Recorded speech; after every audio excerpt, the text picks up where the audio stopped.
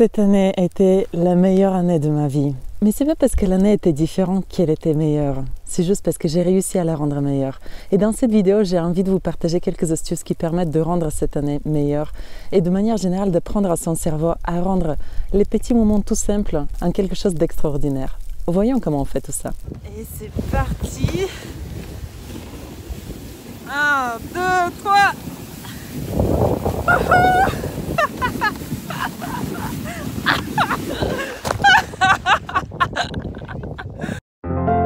Bonjour, je m'appelle Biliana, je suis docteur en sciences et je suis passionnée par le cerveau. J'explore mon cerveau dans toutes ses dimensions, dans tous ses recoins pour aller voir où sont les pièges et pouvoir les dépasser. Je participe constamment dans des études cliniques et je dévoile ces petits pièges pour vous les partager et savoir comment les dépasser. Dans cette vidéo, nous allons parler de l'année 2020. On est à la fin de l'année, il reste quelques jours. Peut-être que le jour où je vais publier la vidéo sera le 31 décembre. J'espère le faire avant le 31 décembre pour que vous puissiez faire ce bilan de l'année de manière extraordinaire. Ah pardon, j'ai trop de neige dans mes yeux. J'espère que le vent il va s'arrêter un petit peu. Je vous fais cette vidéo parce qu'il y a quelques jours, je m'assois avec ma maman et je lui pose la question « Maman, dis-moi, quels sont les moments forts de cette année pour toi ?» Et je voulais juste pousser sa pensée à aller dévoiler ces moments forts pour les rendre encore plus importants et se les rappeler, se les remémorer. Vous savez qu'entre l'imaginaire et le réel, il n'y a pas une grande différence. Tout ce qu'on a vécu de bon, à chaque fois quand on se rappelle et qu'on le revit à l'intérieur de soi, ça crée presque la même sensation, voire quand on a travaillé sur notre cerveau, on peut revivre exactement la même émotion. Et c'est comme ça qu'on transforme nos vies. Parce que quand on devient capable avec notre cerveau d'aller sélectionner les moments qui nous font du bien, se les remémorer quand on en a besoin, et même dans les moments difficiles d'y repenser, on devient capable de changer notre réalité émotionnelle. Et qui dit notre réalité émotionnelle dit que notre réalité de manière générale change. Parce que quand je suis dans un bon état émotionnel, je me comporte différemment, j'aborde les gens différemment, j'ai des conversations différentes. Bref, ma vie est différente. Donc je pose la question à ma maman et je vois que son cerveau n'arrive pas à les dévoiler. Elle me dit, il y en a plein. Alors ça suffit pas. La plupart du temps, nos cerveaux vont chercher à nous dire, ne cherche pas, je sais que c'est vrai, je sais qu'il y a plein de bons moments cette année. Prends pas le temps, fais pas l'effort d'aller les chercher. Notre cerveau, il est un petit peu fainéant. Vous savez qu'en termes énergétiques, notre cerveau consomme 20% de notre énergie corporelle. C'est-à-dire qu'il aura tendance à économiser l'énergie en essayant de ne pas trop réfléchir sur des choses qui ne font pas sens pour lui. Qu'est-ce qui fait sens pour notre cerveau? C'est de résoudre des problèmes. La plupart du temps, quand on ne travaille pas sur notre cerveau, il sera en train d'identifier, de chercher à identifier où est le problème et le résoudre. D'où l'intérêt de travailler dessus, d'où l'intérêt de le surveiller, parce que je vous l'ai déjà dit dans les vidéos précédentes, notre cerveau, par défaut, il est à 70% négatif. 70% du temps, on cherche les problématiques, on a des pensées négatives. Et si on ne les surveille pas, on rame, on tourne en rond et on fait les mêmes réflexions, on fait les mêmes pensées. Et voilà, on ne change pas notre réalité. Ce que je cherche à vous faire dans cette vidéo, ça serait de faire un bilan de l'année, mais pas n'importe comment. Si vous ne connaissez pas les pièges du cerveau, vous allez vous asseoir un instant, vous allez vous poser la question, c'est quoi les meilleurs moments de l'année? Au bout d'un certain temps, vous allez vous ennuyer parce que c'est difficile d'aller les retrouver. Peut-être que vous allez retrouver un ou deux qui étaient extrêmement forts. Et pour les autres, vous allez avoir du mal. J'aimerais vous guider dans cette vidéo pour que vous puissiez aller pousser la pensée dans les recoins, dans ces petits recoins, et aller dévoiler quelle est la magie de l'année 2020 pour vous. Alors la première des choses à faire, ça serait de s'asseoir un instant. De s'asseoir un instant dans un lieu calme, et de préférence tout seul. Vous savez que quand on est entouré de gens, naturellement, de manière inconsciente, on aura tendance à s'adapter aux autres. Je vous l'ai déjà dit, à un 21 millième de seconde, quand on est dans la même pièce avec quelqu'un, on est déjà en train de s'adapter à ses comportements et à ses émotions. C'est-à-dire qu'en présence de quelqu'un, on sera sous son influence, qu'on le veuille ou pas, qu'on a travaillé sur notre esprit ou pas, on sera sous l'influence des autres parce qu'on est des êtres sociaux et parce que l'être humain, il est programmé à s'adapter et à collaborer avec les gens autour de lui.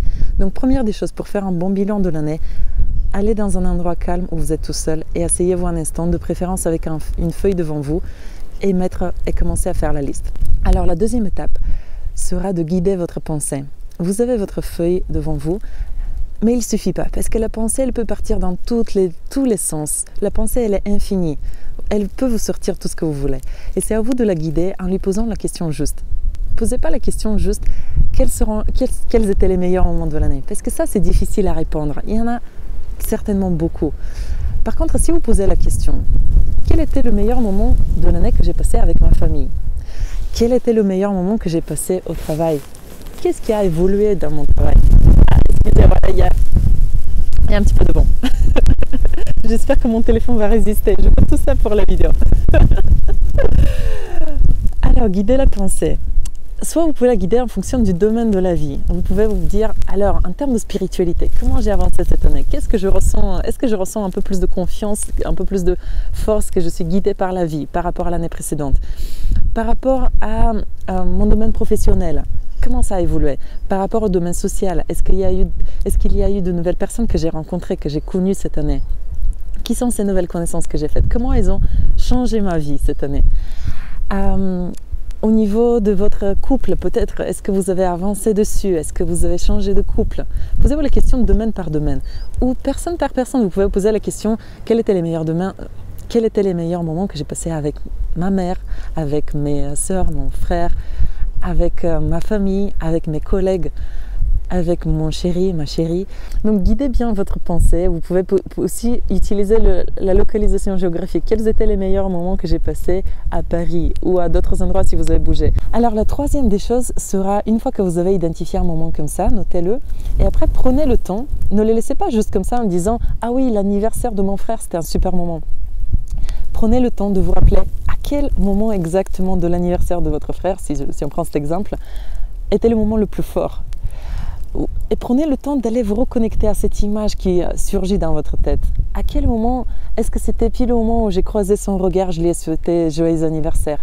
Est-ce que c'était au moment où je dégustais un plat et je me suis connectée à tous mes sens? Et prenez le temps de revoir le moment, de ressentir toutes les sensations gustatives, peut-être qu'il y avait des odorats, peut-être que vous entendiez des sons. Juste prenez le temps de vous connecter à vos sens de nouveau et ressentir l'émotion que ça vous procure de vous reconnecter à ce moment fort de l'année. Et puis un quatrième outil qui va vous faciliter, si jamais vous avez déjà sélectionné quelques moments forts, vous vous dites il y en avait certainement d'autres mais je ne les trouve pas. Ce qui aide beaucoup, c'est de juste replonger dans votre galerie photo de votre téléphone et revoir tous les moments que vous avez photographiés. Souvent ce sont des moments forts qui vont vous ramener, qui vont vous permettre à vous reconnecter à des sensations fortes.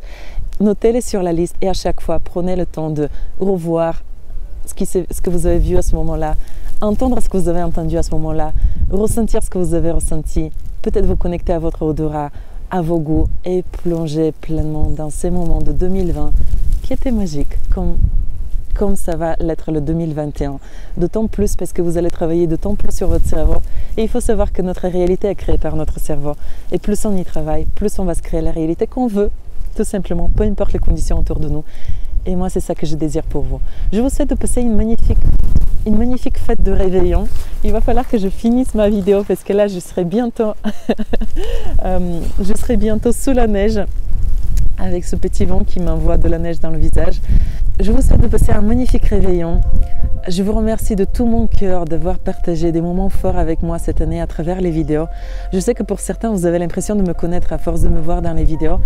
J'aimerais vous connaître davantage, donc n'hésitez pas de mettre des commentaires. Je lis chacun de vos commentaires, ça me permet de connecter, de savoir qui vous êtes et de connecter à la belle personne que vous êtes.